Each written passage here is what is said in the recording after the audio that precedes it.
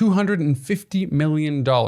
That's how much Taj Eldridge, the guest I'm about to interview, raised for his fund Include Ventures, a Los Angeles-based fund. Now, Taj has pretty much seen every aspect of entrepreneurship. He's been a founder who has scaled a company dressing NBA players. He has helped multiple companies build out themselves. He ran the Startup Accelerator program at Lacey, Los Angeles Cleantech Incubator. And now he's the managing director of Include VC. This guy is a very astute investor, and he's also an amazing guy. So listen to the wisdom. Let's go. What is up, Taj? Thank you so much for coming and hanging out with me here and having this awesome conversation around startups and the whole world of investment and no code. And I'm sure we'll get quite personal today too.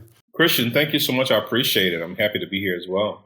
Yeah, this is really fun. You know, we've both been really active in the Los Angeles area kind of startup scene, and it's just a pleasure to be able to have you here. You're doing such awesome stuff.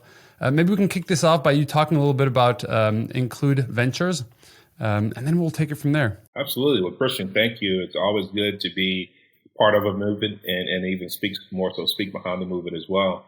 You know, so Include Ventures is a fund of funds where we invest in other venture funds, and a direct investment vehicle where we invest in founders founded by me and two other partners in 2020.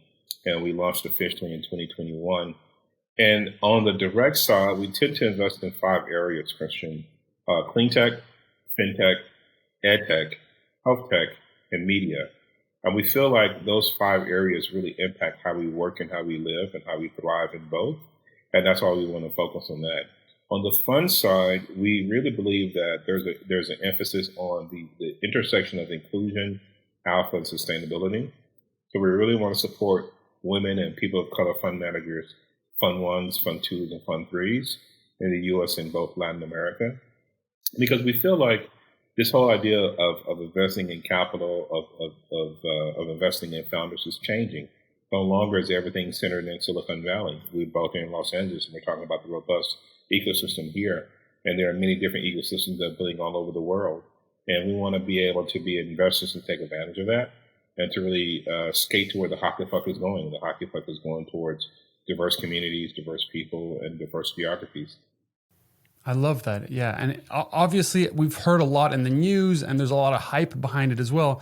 But one of the things that you kind of talk about is, hey, this isn't just about like helping out people. Like as an investor, these are communities that have a lot to give and where it's actually just really profitable to invest in these sort of underrepresented founders, because there's just so much opportunity there, whether it's like people who have built communities or people who have built incredible sort of technology behind these.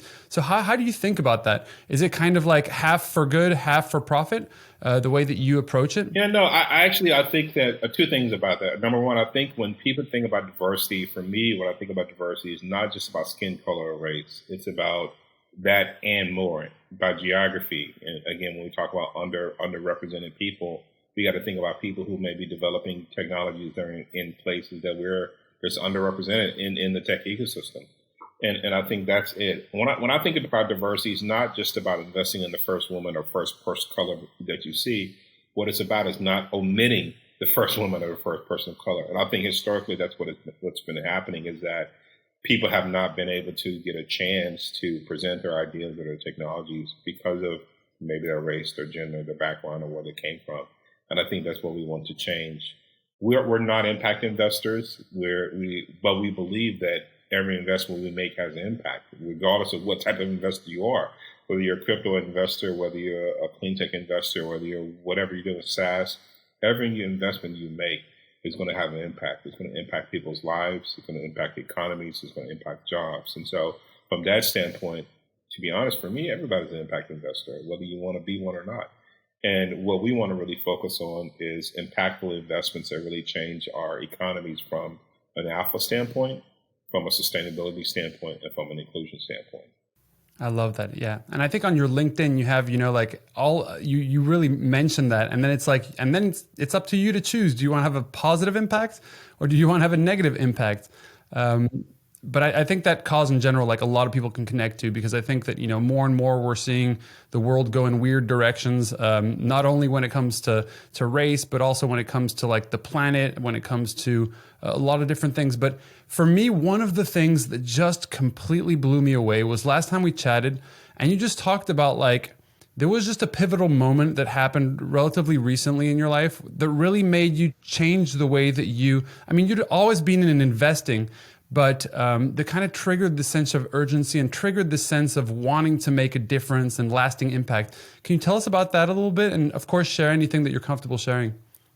As many people know, I'm a Cleantech investor, and I focus on the Cleantech side, and I was affiliated with the Los Angeles Cleantech Incubator prior to Taj and Include. And I was also the accelerator director at the University of California, Riverside, which was also focusing on clean tech and sustainability. But historically, when people talk about clean tech or even environmentalism, they always talk about it from a standpoint of saving the world for our grandchildren in the future. And for me, it's a little bit more different than that. To me, clean tech is about a public health issue. It's about an economic issue and job creation, and it's about social justice issue. And what I mean by both public health and social justice was, I grew up in Dallas, and again, that's another reason that I like to see more ecosystems outside of Sand Hill Road. But the area I grew up at had a number of scenarios that had a lot of lead poisoning, that had a lot of environmental dumps.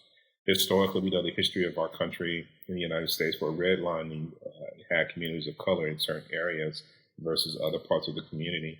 And sometimes those communities were areas where there were dumps. And we didn't know it. I didn't know it until now, but a large number of my family members had kidney failure and kidney disease. And two of my younger cousins, who were all under the age of 40, have passed away since.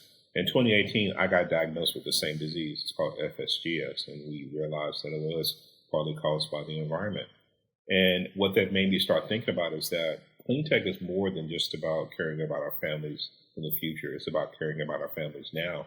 And so that's what made me become an advocate for clean tech, and made me become an advocate to talk about clean tech differently when you talk about communities of color. It makes me want to see more people in communities of color to be advocates. But I think also, too, the experience in having this disease has made me really rethink health, which is why health tech is one of the huge parts of our portfolio and what we want to focus on. And it made me also think about purpose and what my purpose is. And I think that what my purpose has been is to disrupt this industry that we're all in, with venture. When we talk about investors always tell founders all the time to disrupt their industry, to really change with the status quo.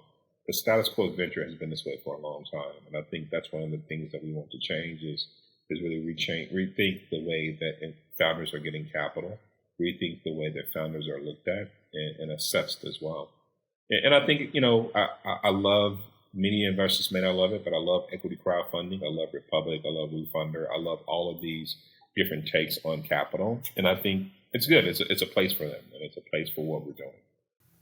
Yeah. And I mean, it's clear that things are shifting, that there's a huge amount of sort of alternative funding mechanisms. And I think there's still a lot of misunderstanding around kind of the differences between these different types of capital. The other thing I want to mention is like, thanks for really talking about your personal story, because I think that like a lot of people, like, and, myself included, we don't really think about, like the future. We don't really think about the fact that our lives are finite and we only have X amount of time in this world. And that's the case for everyone.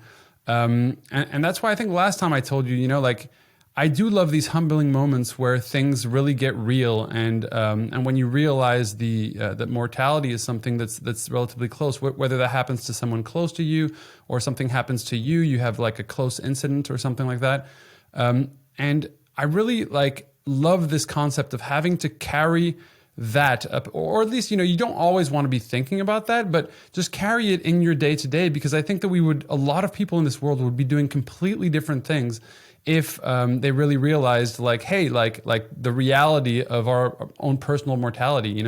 What are your views on that? Yeah, absolutely. I think it made me use my time very wisely. Definitely that, and I give you an example. As I mentioned, with the disease, because of the way that the disease is, there's a requirement for an organ. We need a kidney transplant. People who have this disease. in lieu of that, your own dialysis, which is a process where you're getting your blood cleaned 3 times a week for 4 to 5 hours a day. And for me, you can either look at that as a way that is depressing or anything like that, or you can use the time that you're in, to do it. I would go into treatment about 3 o'clock in the morning, and it would be finished, a little bit over before 8. And I would use that time to make calls out to Europe, to make calls to investors and founders in Europe, and really kind of build first Lacey and then secondly Include Ventures. And so I think that it is all about perspective when you come to these situations. And I think when people have these life-altering experiences, or their near-death experiences, or they realize, the mortality, it makes them look at things differently and realize that every waking moment is an opportunity to move something forward. And I think for me, what I look at, and I was just talking to a friend earlier today, is that, as a founder, you'll get a lot of times where doors are closing on you, and it can be a little bit depressing. And I look at this health situation as a door that's closed. But a friend of mine has told me that, sometimes doors close so you can move forward. And that's how I look at it. So it's a way to look at those obstacles in your life and realize there are going to be some obstacles, and you need to realize that. But it's all about how you overcome them, and you realize that sometimes those obstacles are there for a reason, and the reason is to better you and to make you in a better situation. So yeah, I feel like these situations make founders and investors better people, and all of us have stories. All of us have something that we go through, and I think that's what binds us and ties us. It makes us, one. Yeah, and I think that these kind of conversations as well, where we open and talk about these personal things within a business setting, or representing ourselves as business people, is what's also opening the door to a much healthier approach to work environment, to thinking of these different scenes, and to make people feel a little bit more confident in the fact that, like, hey, we're all human, we're all trying to do the best that we can. And no, it's super interesting. I mean, the point that you brought up right now, like about like, there are obstacles that are putting your way, and sometimes there's a real purpose to that. And, regardless of whether people are like religious or not, I think that like one of the big like conversations that I'm interested in is kind of the idea of like, is the obstacle, the obstacle is the way. There was actually like a book written or something like that around the obstacle is the way. And like the idea of you teaching yourself to overcome obstacles is what allows you to then grow much quicker, because, the obstacles will change, but the ability to kind of overcome is, and then there's this other narrative around like only do the things that you're good at. And, of course, like there are different settings for both those things. I think for entrepreneurs, like you definitely have to learn how to do a little bit of everything at first, and then hire people who are better than you at specific things. And then you can really know what you're best at, right? And what is your point of view between that kind of balance? Yeah, absolutely. I think the first thing you mentioned from the obstacle standpoint is very, very dear to me, and it's interesting. To your point, I do believe that our personal lives impact our business, impacted the business decisions that we make, and they impact what we look at. I was born, and it's funny again. When I was born partially blind, so I have a prosthesis in my right eye, and but my parents never allowed me to think about that. That even though I was disabled, my parents never even used the word around me, so I never knew anything but. And growing up, I never realized that I could not see out of my right eye. I just thought that's just the way it was until I met others that they definitely let me know that, you can't see on the side. And so, but I think from a business standpoint, why that's relevant is because that has made me throughout the years think about people who have disabilities, whether they're visual disabilities, cognitive disabilities, physical disabilities, and think about when I work with a founder and when I invest in companies, how they're designing the tech to accommodate everyone. And there are a number of people in this country and in the world who have disabilities. And even more so, like I'm a board member of a guy who you probably know in LA, Hamid, who just launched a fund called Movement AI, which is focused on a venture studio, focused on people with disabilities or building tech for what we call accessible tech. And so I think that, that obstacle has created opportunity, for me. And I think also to your point, absolutely. I think we do have to figure out quickly what we're good at. And one of the things we need to definitely be good at is getting other people who are good at things that we're not good at. And so I think that self-assessment is very important. And it's very important as a founder to find out very quickly, because the three things that investors tend to look for is team, product, and market. Market is stagnant. You know what the market is. Product is product, and that's somewhat fluid. Team is very fluid. It's very fluid because you might have people who join you, you might have people who leave. And the key for you as a founder is ensuring you're building a team that makes sense, that excites investors, and that complements the product and the market. Love that. Yeah. I have another question I have for you is you've been in pretty much every different position, right? You've been in kind of the investment world, more classical investment world. You've jumped into being a founder, an entrepreneur. You've then started investing in kind of startups. Now you're an investor in funds. And so you've really had a chance to see a lot of what's changed over the past 10 to 20 years.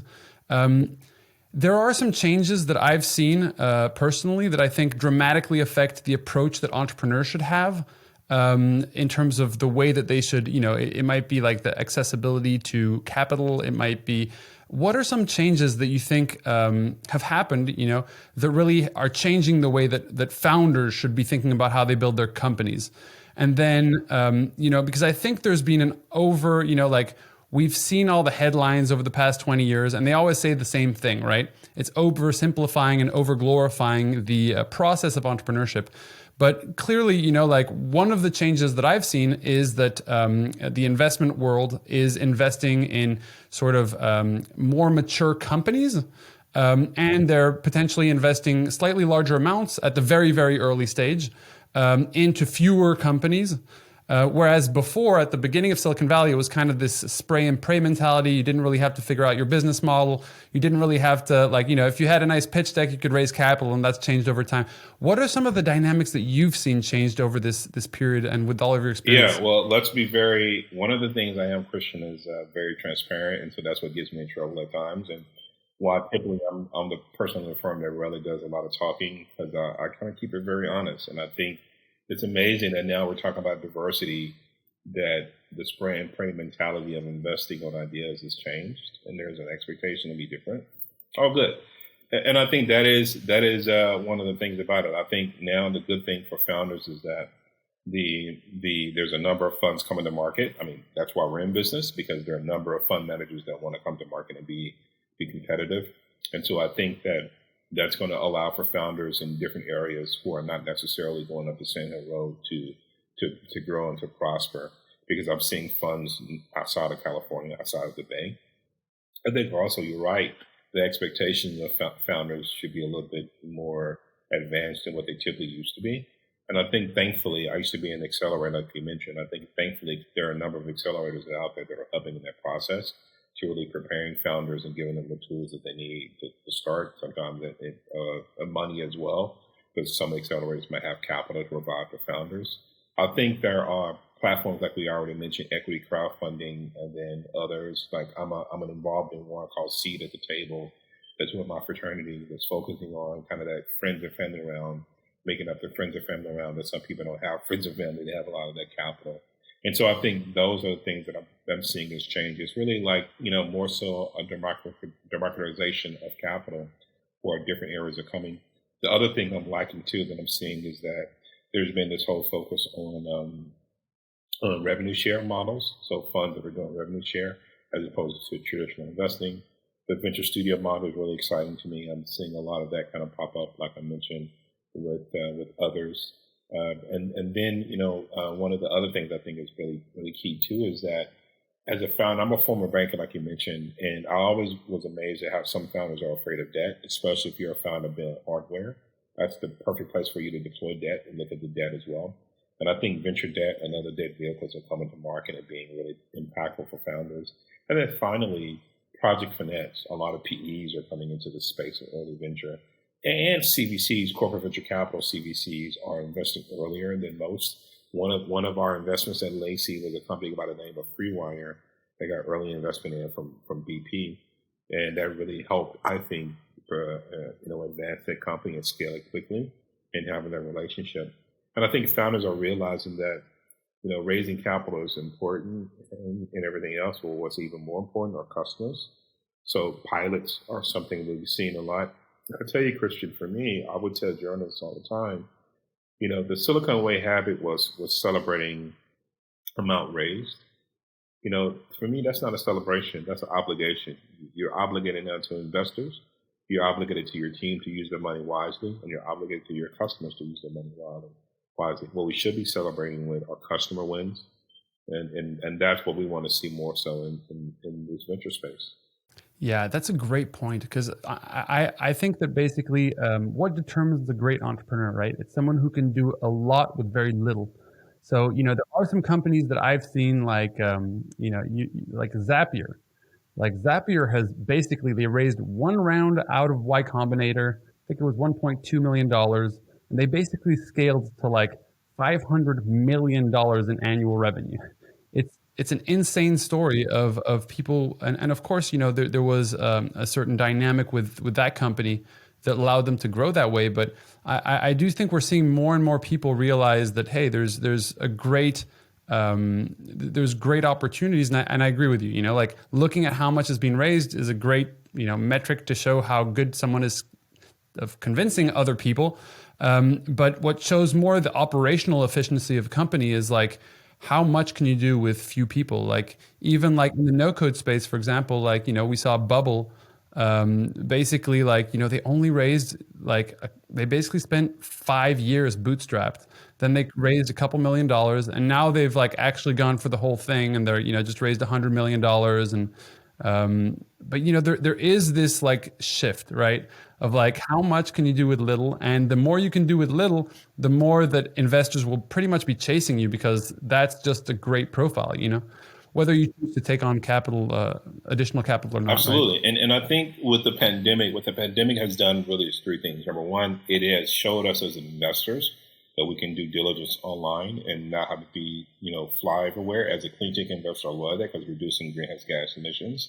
And it's also why I invested in platforms like Bevy that's really kind of making conferences more online. I think number two, what it's done as well is I've seen a number of founders who may have lived in the Bay and moving back to their home state, their home city, and still operating their company out of that. And I'm seeing a lot of that. I'm seeing like this idea of remote work really changing. And so for me, that's also changing the type of founders that are being founded, the type of investments that are happening as well.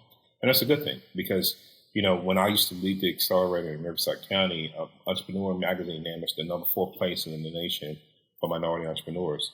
And the reason for that, I would say all the time, is that when I would recruit companies from San Francisco, I would say, how much are you paying per square foot for your office space? Let me tell you how much we're paying down here.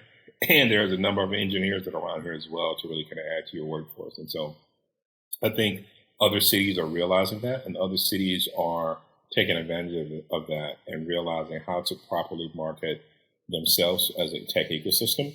And, when you have places like Alabama, who has companies like Ship that's doing so extremely well down there, it's happened and we've seen it.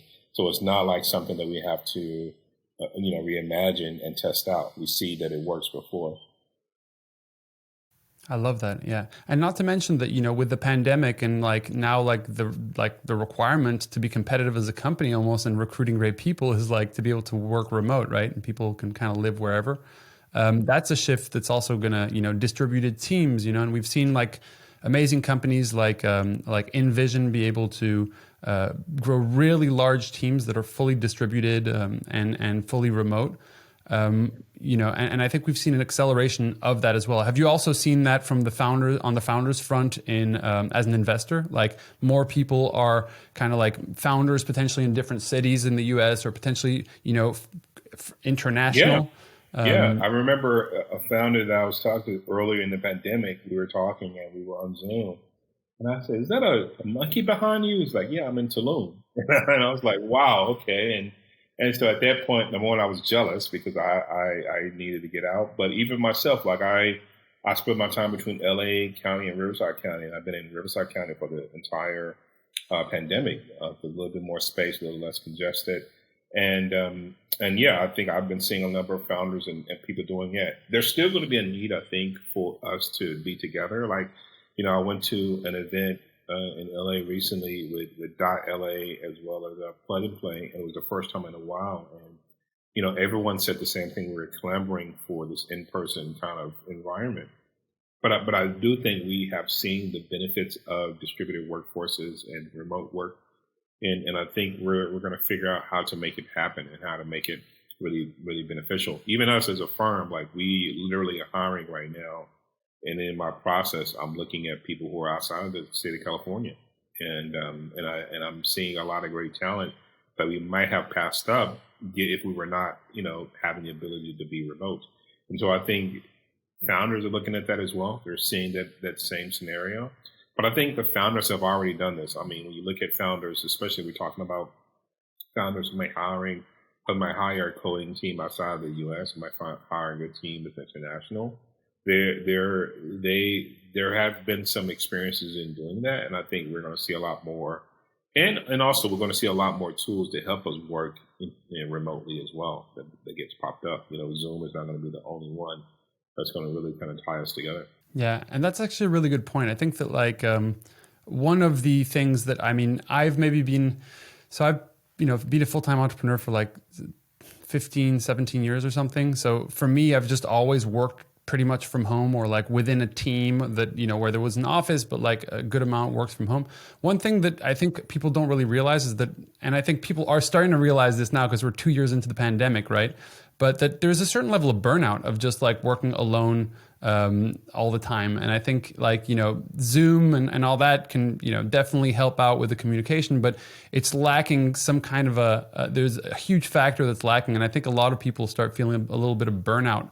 Do you think we're going to feel more and more of those effects, or do you think the tools will be able to kind of help us overcome some of those things? Yeah. Number one, I feel like humans are the most adaptable creatures on the planet, so we will adapt to whatever we need to. But I think, you're right.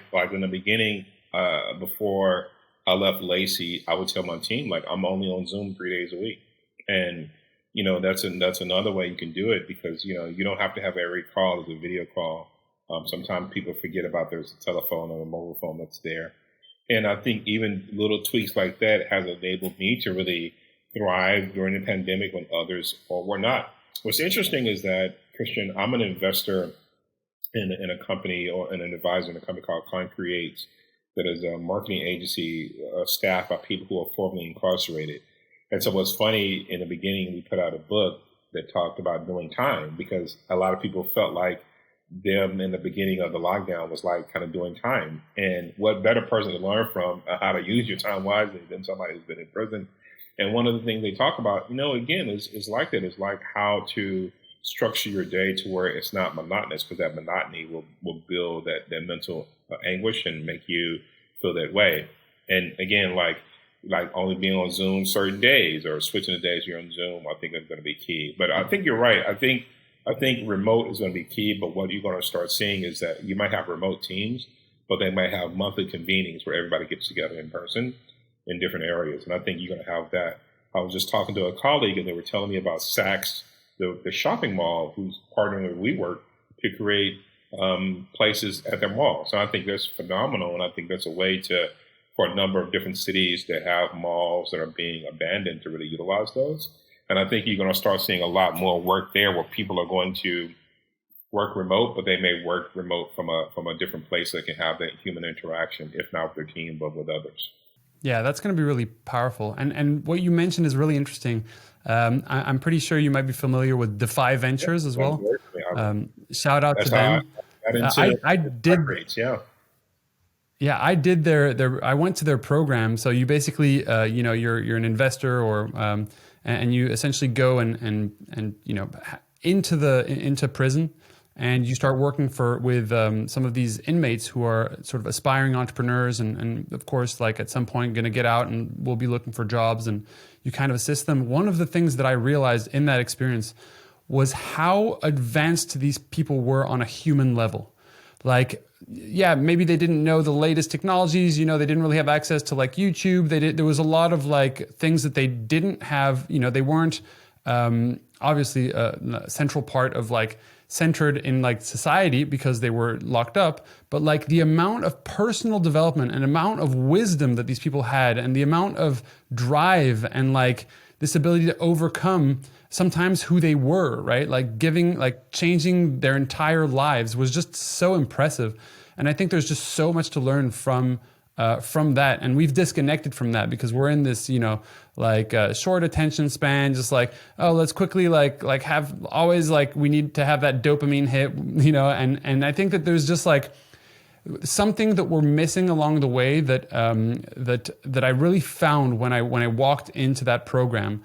And I literally like broke down after the program, just being like, oh my God, this was like such a powerful experience, as much for me as potentially like we had going in there and helping them, And of course they were super grateful, but I mean, yeah, I did the program, human element. a few years ago.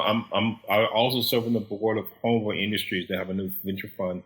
I'm a board member there, as well as I work with this thing called Justice Tech with Village Capital that focuses on technologies that impact people who are impacted by justice. And you're right. Like I remember going to the event, Christian, with the FI, and I'll tell you, you probably remember at one point they do the line, and they have you kind of come to the line, and the other people sit onto the line, and they ask you questions and take a step back. What I noticed in two things there. Number one, I noticed that there was only me and another person that was of color in our group as volunteers, and everybody else was Caucasian.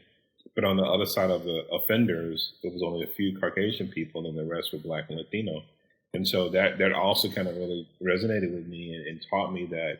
And to your point, one of the phrases I hear often is talent, is universal, but opportunity is not. And I think to your point, there were a lot of people there who have talent, and those talent can be used in different areas, and the circumstances just for some enable them not to do so.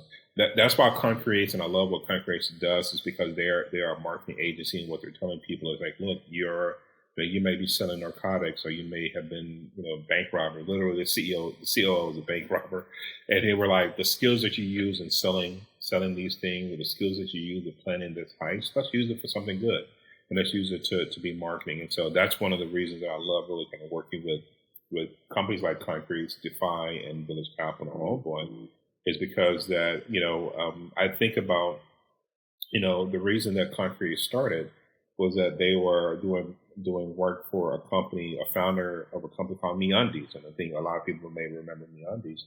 What people may not remember is the founder of MeUndies actually spent time in federal prison. And he was in prison post him creating MeUndies as well. And so, it can happen to all of us, and he went to prison for a mistake, buildings that he owned, not something he did, directly, I believe. But, I think that really taught me that it's just circumstances that can separate us, but also talent is still there. And as a country, that's a way for us to reduce recidivism and reduce crime by giving people opportunities. Because what happens is people get out of jail, they have a hard time, finding jobs, because a lot of us don't have, sometimes there's discrimination on people who have prior convictions, even if they are finished with parole. And, that's one of the other reasons that I like companies. There are some companies that I work with, like Very Cool and others, Pigeonly, that set aside a portion of their workforce for people who are formerly incarcerated. And so I think that's going to be something we'll see a lot more in tech as well. No, this is such a fascinating topic. Oh my God. Like there's like 20 things I want to talk about.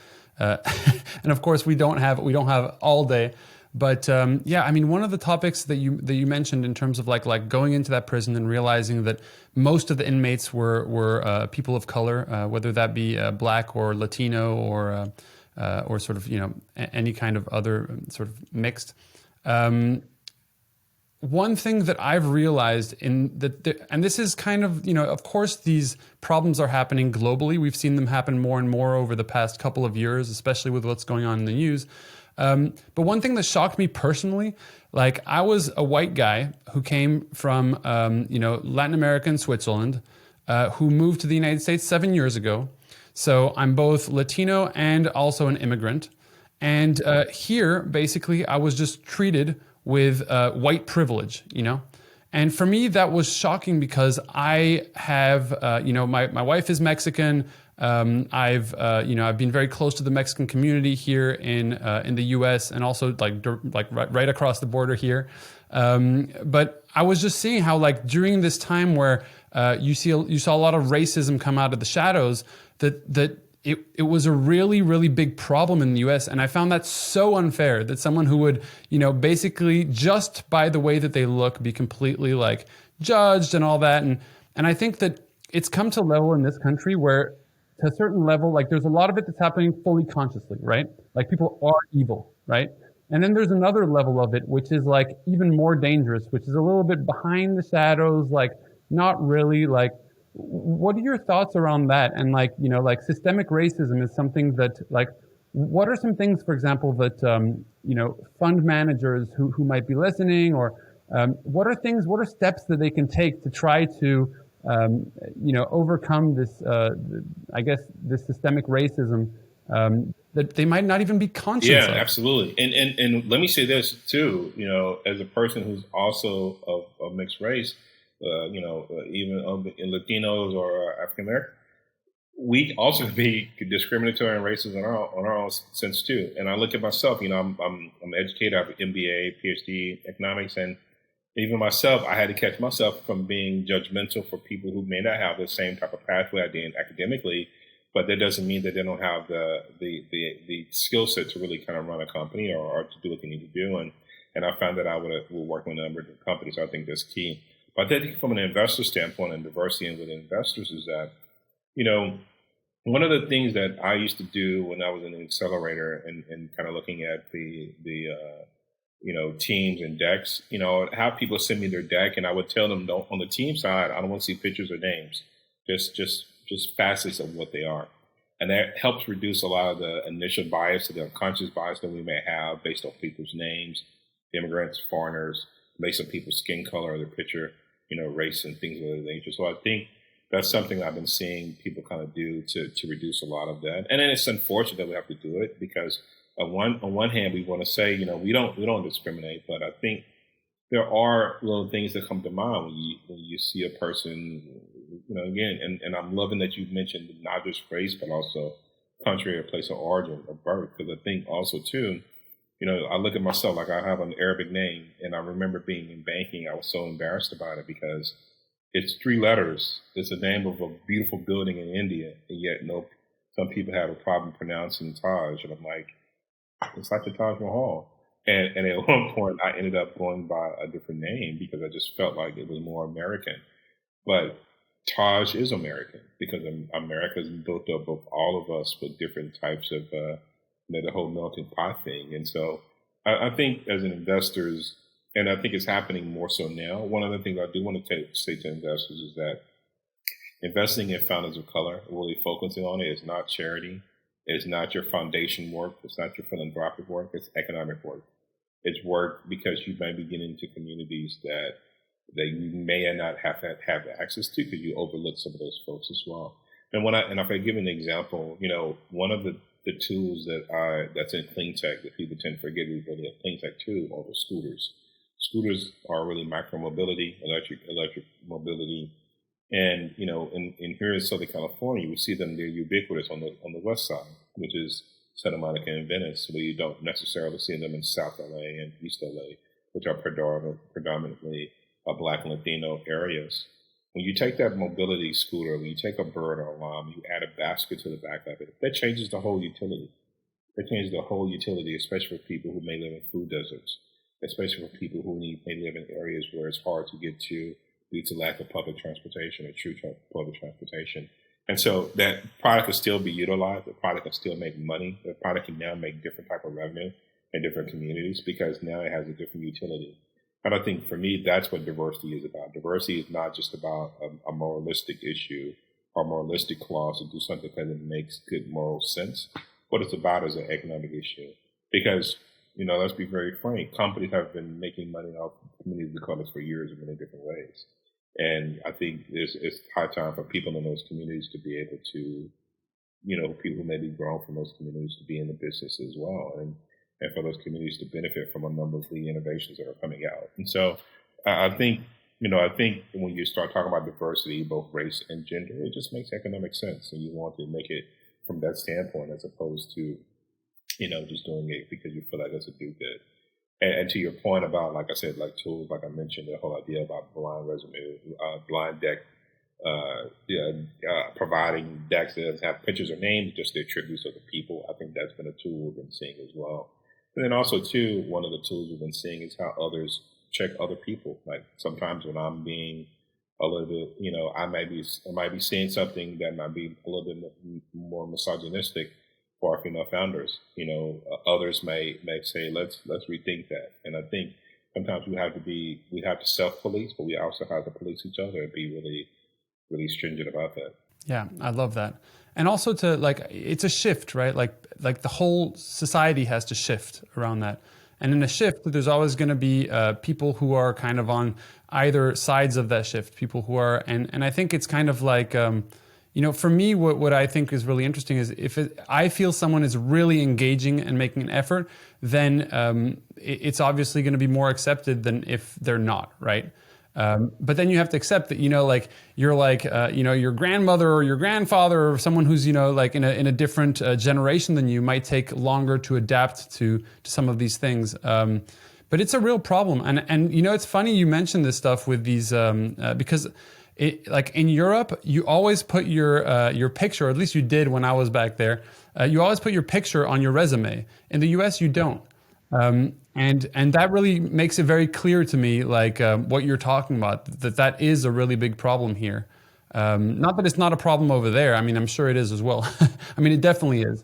But that was something I found interesting when I moved. Yeah, absolutely. Yeah, definitely. And I think, I think there's power in our immigrants. Like I said, when we look at the tech companies, and the large majority of tech companies have been launched by immigrants. So we definitely have to figure that out. I think also too in this country, the same way we're talking about underrepresented people of races and gender and status, we have to also think about the people who are not on the coast. I think historically, when we talk about tech innovation, we always build tech innovation for San Francisco, for LA, for New York. But there are people in the rural Midwest, in Montana, in Nevada, and all these other places that can also benefit from these innovations. And I think that the founders that kind of skate towards that, they really build towards that, are going to be successful. When I think about Cleantech 1.0, Cleantech 1.0 was in the very beginning where a lot of investors lost a lot of money, and Cleantech became a dirty word. Cleantech 2.0 was what just happened recently when you saw, in the post-pandemic, that a number of different investors start getting into the space. You start seeing large funds in the space as well. And now for me, Cleantech 3.0 is where people are realizing that you can also impact communities, different communities that typically don't get impacted. As an example, when I think about things like electric vehicles, I love the Cybertruck, shout out to Elon, but that would not sell in Texas. That would not sell in sub-middle parts of middle America. It's just not a truck. But when you think about something like the Ford F-150 Lightning, which looks like what people are used to, but it's still on the electric side, it powers your home with vehicle to the grid. That's an entryway. That's like the entryway into this space of innovation, because you're building something that people are used to, but still gives them utility. And utility is this whole idea of electric vehicles. And so I think that that's what we're going to see a lot more of. That's one thing we want to see a lot more of, is this fact of investors and founders really building things for communities that are often left behind, and it includes rural communities. Yeah, and everything else aside, we're literally talking about just opportunity, straight opportunity. Guess what has way more people than just California and New York? The Midwest. And I think that also the opportunities, when now there's a lot of big opportunities have been taken, but there's so many large companies that are starting to be built around communities just by understanding the nuances of those communities. And sometimes those communities could be okay, it's more of it's a racial thing, or it could be a cultural thing, or it could be a location thing. But I think understanding those nuances, growing up, for example, in Brazil, the concept of Airbnb was so crazy when it first got into Brazil, because it's no one is going to feel as comfortable, because of the massive gap between rich and poor and kind of the lack of a middle class, this idea of renting your house out to anybody. So there's just so many nuances that, for example, Airbnb had to adapt going into that market and really warm up that market, because, there were other large companies who were able to really benefit from the fact that, that there was not a very deep understanding of their communities, the nuances, and their culture. And those are where I see so much opportunity. It's it's about, and entrepreneurship is all about that, right? It's about figuring out problems, and problems will, be different in different communities and in different, even in different sort of social classes and different countries, cultures. So you can kind of like, it's really clear to me that the opportunity is literally, even if you were just, as you say, investing to be a smart investor, to make only money, all you're interested is in money, like that's why I love that you say like, hey, funds, like this is not a charity case. This is like you taking advantage of it. And one thing I heard you say in another episode, another podcast was like, hey, I'm happy for them to continue to ignore this because I get to take advantage of these lucrative opportunities. You want to make money there, absolutely. And I said that all day long. Cleantech. When I first got into Cleantech, one of the things I couldn't understand was that when I talked about, like we talked about my illness, but I felt like when people talked about Cleantech, they were talking to each other. They were not talking to the market. They were not talking to the masses. They were just kind of talking to each other and yay, and I never understood it. And, for me, I start saying that when you start having these conversations outside of your echo chamber, and then when you also start bringing people into Cleantech a little bit differently, you're going to have different results. And I'm so proud of companies like, and when I talk about that, I'm talking about diversity.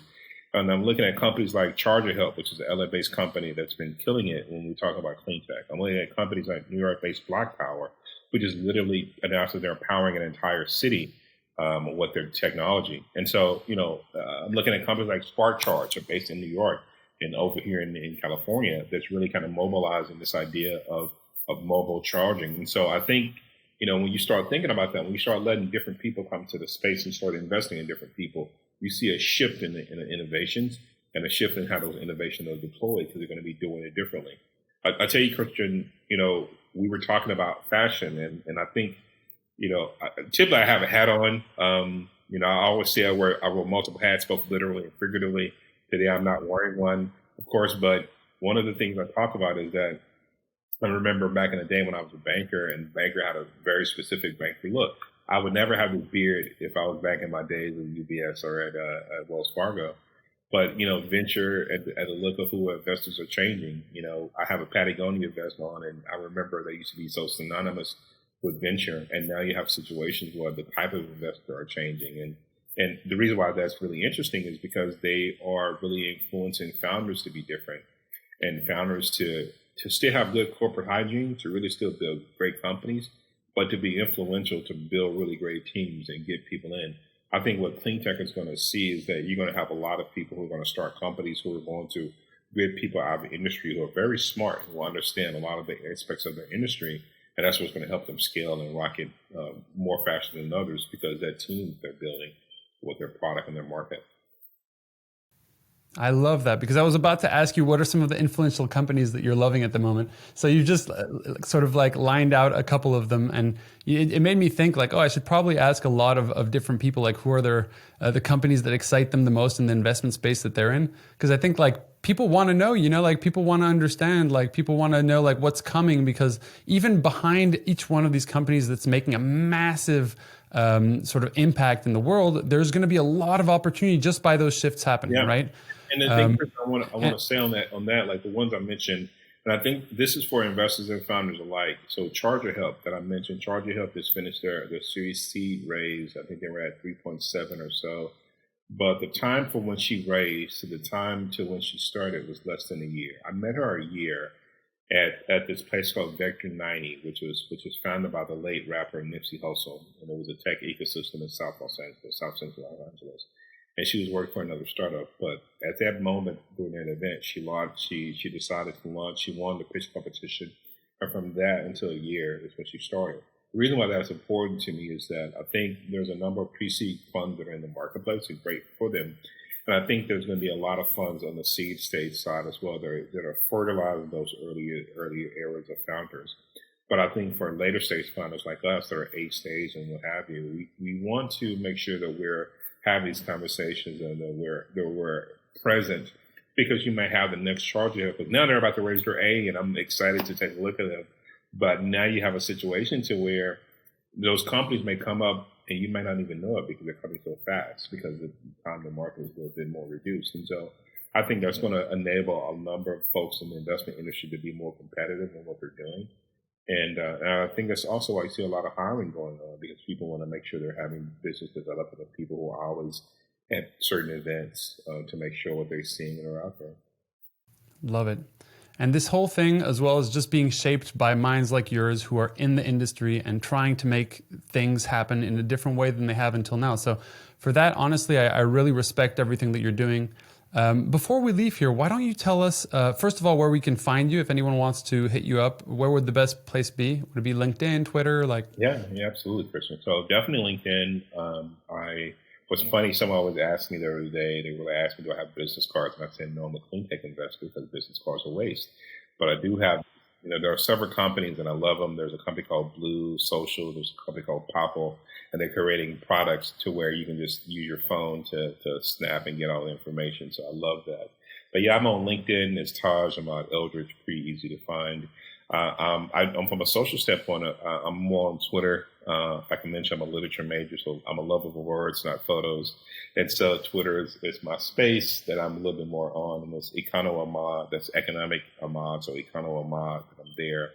Then, of course, you can find my firm both on Twitter and LinkedIn, also Include Ventures.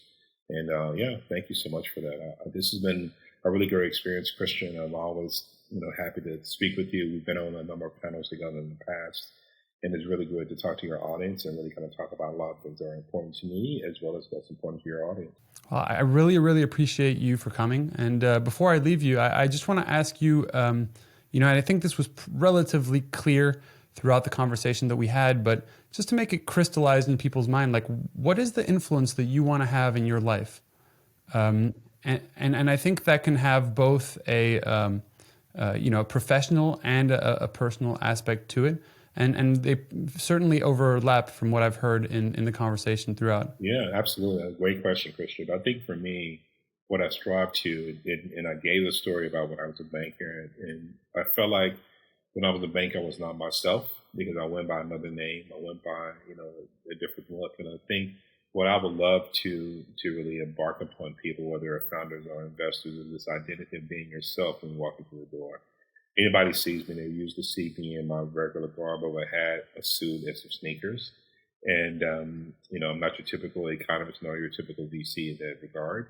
And I think that the whole goal for me is make it to where that a typical nature is normal, and that we want to make sure that our quirkiness, our differences are celebrated. I always hear about this idea of cultural fit, and I never liked it. I'm a firm believer in less cultural fit versus a cultural add. And I think that's the whole idea, is adding to the culture. Because from what we realize, there are already things that we already agree with, that we're already together on, and we just don't never know it because we never talk about them. And then the other aspects of our place of birth, where we grew up, how we grew up, can add to the whole mix of it as well. So I think if it's one thing for me, again, it goes back to the whole idea of encouraging people to be themselves and realize the value of being themselves in this space of venture and entrepreneurship. Oh man, those are really powerful words. And I can tell you first-handedly that, I also went through this thing where, there was a big separation between personal and professional. And we had to kind of wear different masks, right? In these different things. And it wasn't us, there were just different aspects of us that we would hold very contained. And I just love what you're saying, because I think that this is what is going to drive more people to do the things that they're passionate about. And just through that, the world will change, Yeah. And people need to realize that, and we've seen over and over again, people's personal life can impact their business. So I would rather work with people where there's not too much of a difference between their personal life and their business life. And I know that can be difficult, and some people may disagree with that, but I think that when you're hiring, when you're CEO, some of the things that we've seen, it when you've done some things personally that can impact your business. So that's why it's important to really be who you are, and also too that doesn't mean that if you're some way that if you're an a-hole, that doesn't mean you continue to be that way. It means you recognize who you are and you can change. But I think that you have to. There's this idea of showing who you are from the very beginning. And I think that's going to be key to us. And I think that does not mean that we don't need to be better. We could be better by still showing who we are. So definitely. Well, that's a super powerful message, and I think the best way to finish this podcast. So, Taj, thank you so much for joining us here, and super stoked for the audience to see this footage as well, because it's just super powerful. So, see you in the next LA event, and thanks so much for joining us. Absolutely, here I'm going to leave your audience with this, Christian. NFTs are cool, but real art is even better. So buy real art, put in the Yes, I love that. It's a perfect time as well to talk about that. Have an awesome one, and I hope I see you again soon. This was a great chat. All right, bye. As usual, thank you so much for watching. Really appreciate it. And if you want more content to learn how to build your startup as a non-technical entrepreneur, or if you want to hear awesome stories of entrepreneurs who have built impressive businesses, or investors and how they think about entrepreneurship, then follow this channel, share it with a friend, and best luck on your startup journey. Take care.